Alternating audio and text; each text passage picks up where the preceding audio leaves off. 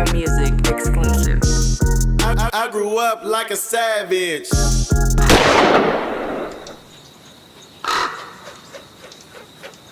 Then when I was sitting down, even like when I was in jail, so I had all the time in the world to think about this shit Right. and replay it in my head. And I'm like, damn, man, this shit is really. I thought about coming out with a fucking movie about this shit. Man, you know what I mean? it Like still need to all happen. that shit was coming out, books, movies, and all this shit. And I was like, damn, this shit was crazy, man. The way all that shit just turned out. You know what I mean? And the Because shit let a me nigga tell you went something. through. Old niggas look at it like this. Getting your shit took, regardless, you feel violated, right? Yeah.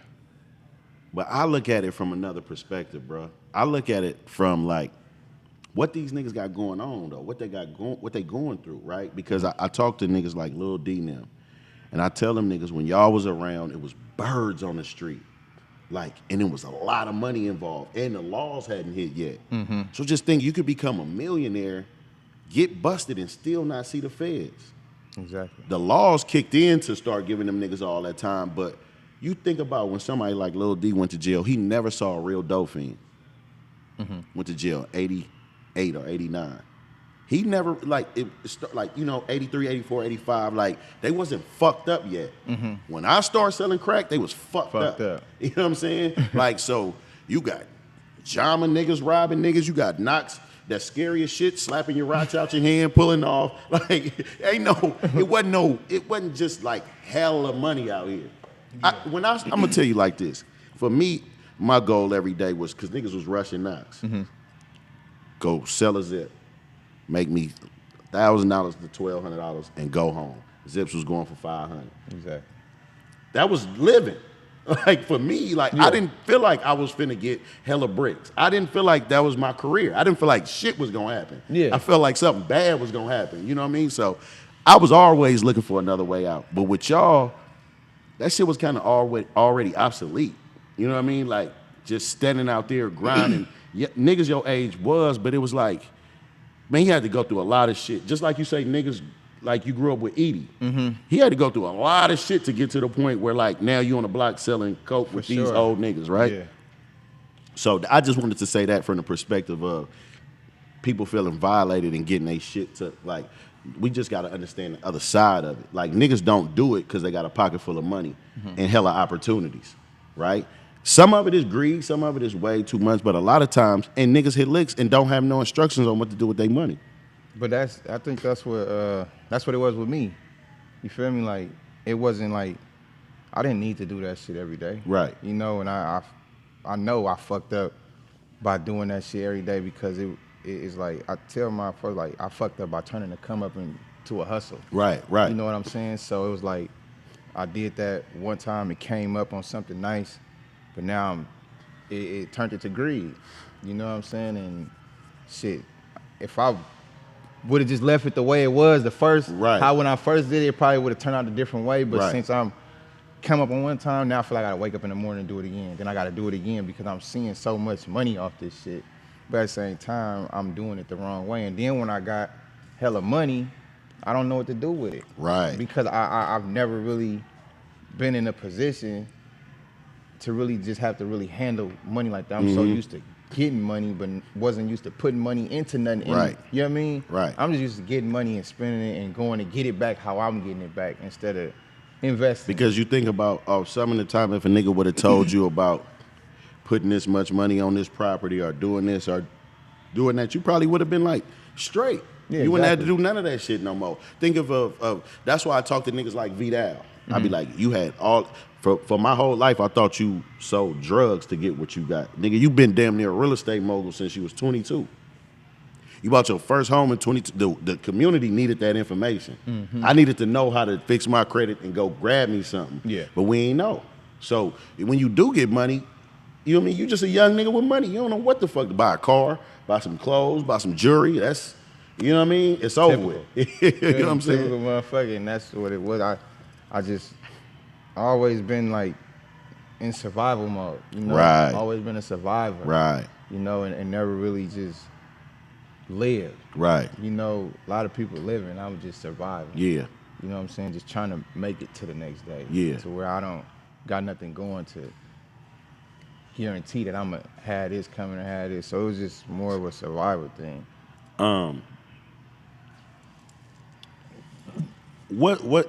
And I'm not saying this to entice nobody.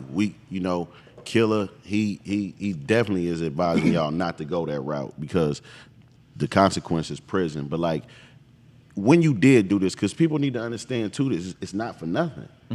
People rob banks, people rob people. It's way worse shit you could have been doing. Like you could have been hurting motherfuckers, right? But like when you win in one of those cars, what is the most you ever got out of one of them cars? I don't know. You don't know? Because I've seen a young nigga come to me with $100,000. Yeah. Like he got this out of a car. And I'm looking at the nigga like, I don't even know what to tell him. You Yeah. know what I'm saying? Because I couldn't give him no instructions on invest your money. He's not gonna even understand this. He's just living, right? So that's a lot of money. I just told you, I used to grind and rush knocks and damn near get pushed over and all kind of shit. For $1,000 and 500 of it was profit. Yeah. You know what I mean? So like, that's a lot. So that's so easy. And then another thing I want to go back to is you said a movie. You should though, because when YG dropped My Crazy Life, what was attached to it was a movie about flocking. That was their thing. That's what young niggas did. So it would give context to the other side of it. Why young niggas do this, how they doing this, and then a motherfucker could use you as a liaison or pay you to tell you how to keep them niggas up out of that. These niggas need this. Yeah. Give them niggas an opportunity to make this like this, and we could, you know what I'm saying? We could stop all this shit. And so you went to prison the first time in what year? 2015. And you had made music by then, though. Yeah, I had music. Because it was always a free killer thing. You always had dope ass music out, but it was like this nigga keep going to jail. Yeah, I wasn't focused on. So just music. going to jail, right? Because of course there's different levels. So you go to county jail, get out, or whatever. Did you get out the first time, or did you go I went straight to county prison? jail, and I went straight to prison from the county. The first time. My very first time going to jail, Yeah. or the first time. So you I did got put county on time probation. before. Yeah. I've done county time before, but when I went, my first time going to prison was 2015. Okay. So Yeah, prior but to I've that, been to jail plenty of times before that. But what was your jail time prior to that for the similar crimes or the same shit? yeah, So they was tired of you. yeah, tired of me for sure. And after your prison bid though, you did it again. Came on, did it again. But you didn't have no, like, explain why. Like, of course you needed money, but like, what I'm trying to say is like, niggas ain't just because you go to prison don't mean you finna get out and work at Walgreens. Nah, hell nah. I did You know what I'm that saying? shit. I got out of prison in 2017. I had money, you feel me? And I had other shit going on that was bringing in money, you know what I mean? Okay. It's just that I made the wrong decision. The total wrong decision, went around some, feel me? The wrong, this was around the wrong shit. Yeah. And I jumped back in, got a taste of it, and didn't want to leave it alone again. Yeah. Fucked myself up. After I stayed away from it for months. Yeah. You know what I'm saying? And then once I got back in and I made it, I'm like, fuck. How long did you stay out? I stayed out for 6 months. 6 months? 7 months. Okay. I think like 6 months. And your second bid, they gave you what? 3 years. 3 years. So you just really getting back. Yeah. Like Off the that past, shit. five, like almost 5.5 for the last 6 years I've been gone. And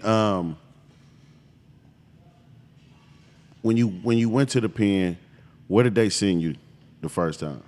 I went to Quinn. You went They to sent me you to did your Quinn. whole time in They Quinn? sent me to Quinn and up to Vacaville.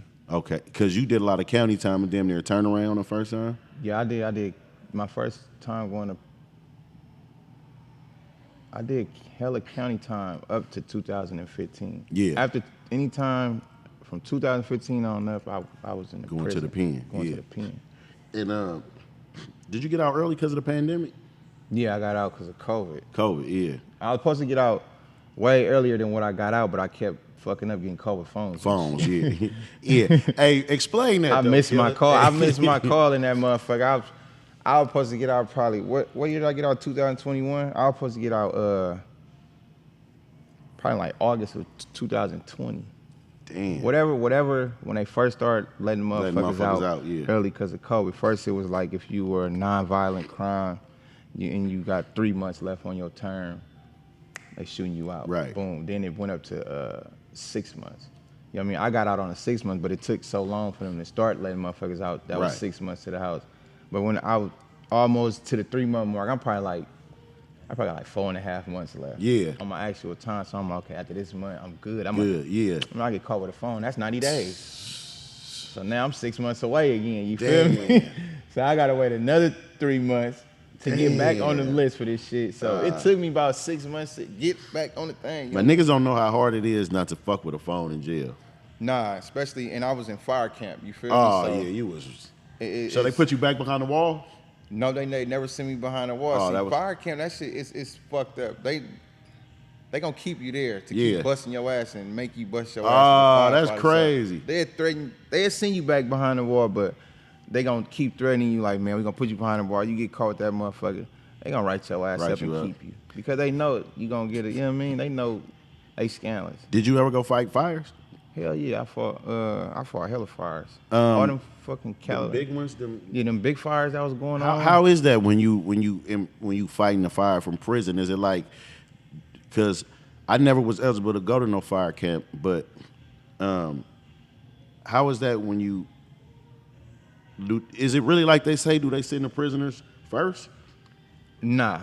It ain't like Hell that. nah. Yeah, Hell because it nah. don't make no sense. How is Like, it- they not can't skilled send us- enough. They can't Yeah. send us first. It was like they put them niggas out there on the front line. Like, No, we be on the front line, but it's is it well, more not the we, prevention they. shit? The Yeah, we was out there fighting them Making the motherfuckers for ditches real, and for all real, that shit? cutting line, and yeah.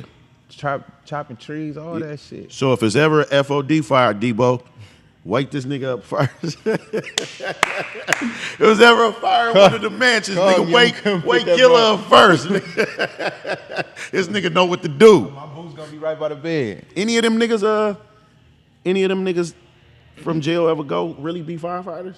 Yeah, a lot of them. They do, huh? Yeah, a lot of them. That's cool, bro. You get out, so when you get out, you already got your firefighter certificate and all that. Oh, you know, shit. you passed the training and shit. So once you get out, you got for sure full opportunity to become a Cal Fire. Oh, that's fighter. crazy. That's tight. You know what I That's mean? tight. I'm sure a So lot of niggas take advantage of At the that. end of the day, it be bullshit. Like under the terms and conditions that you doing it, or like, you know what I'm saying. A lot Right. of people don't want to do that shit. But Right. if that's what's gonna get you home early, you know what I'm saying. Hell So yeah. a lot of motherfuckers go in there with 7, 8 years. You know what I'm saying. But you become a firefighter now, your turn done drop down to 4 years. Oh, yeah. You know what I'm saying. So it's like, what you gonna do?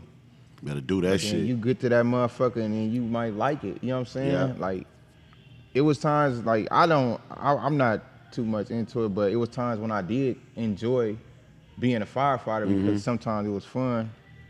But like the experience, it's cold. It's a nice experience to learn that shit. Did you ever? Of course, you experienced it, but did it affect your time? Any of the times you was doing time, like the jail politics? No. Never.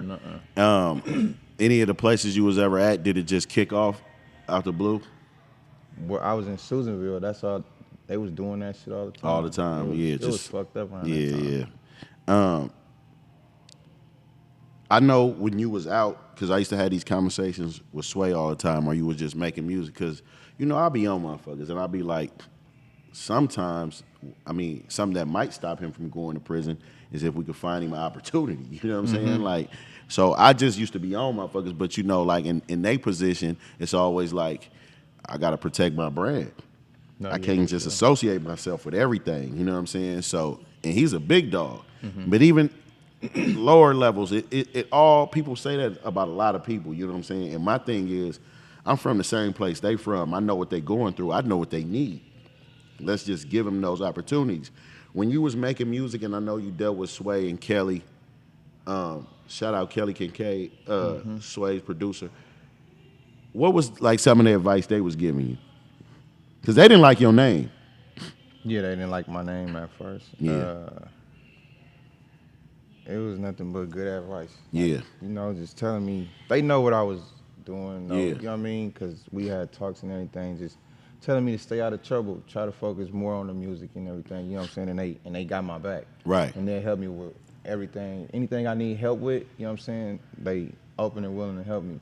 Was it anybody else in the game like that? Like as far as that was on that was trying to reach out? I know Fab did a lot of always, reaching out to you. Yeah, for sure. Fab reached out to me plenty of times. Mm-hmm.